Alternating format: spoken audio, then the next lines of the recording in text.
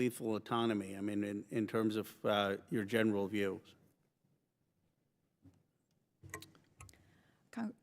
Ranking Member, I think this is a really important policy question that as we look forward to the speed of how technology is moving, there's a couple things that we're going to need to move quickly with the technology.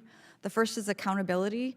As we start looking at how AI gets integrated into different aspects of warfighting, really making sure we take the accountability that we've thought through from the kinetic domain and making sure that we're applying that to AI. I think this also highlights the importance of also how we secure these technologies to make sure that they aren't available for anybody else to have access to going forward. And we continue here that there's a shortage of qualified red team talent. Do you agree? And what can we do to address that?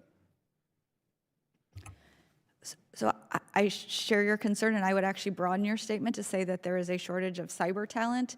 Red teaming is a specific element that I'm actually very personally familiar with. In my previous capacities, have actually been responsible for red teaming.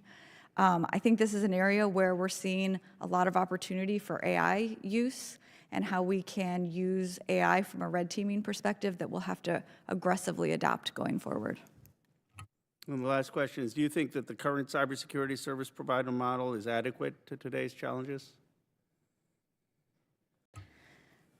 I think that as we go forward, we're going to have to look at how AI is going to change how we do that, and that will likely need to take a look at how we organize, as I mentioned, to most effectively use the resources that we have to be able to get at this problem.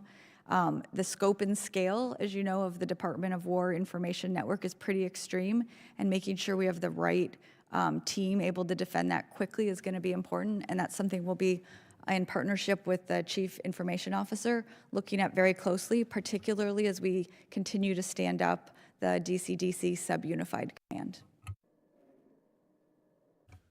Thank you, Mr. Khanna. Mr. Fallon, you are recognized for 5 minutes. Well, thank you, Mr. Chairman. You know, obviously, CyberWorks, we can't take this for granted. And if you look just recently at Absolute Resolve and Operation Midnight Hammer, Operation Epic Fury, Cybercom was in the fight. And one of the things that I wanted to mention too, and I would be remiss if I didn't, is this is a testament to the men and women of this command, and Secretary Sutton's office has been really instrumental, and congrats on that.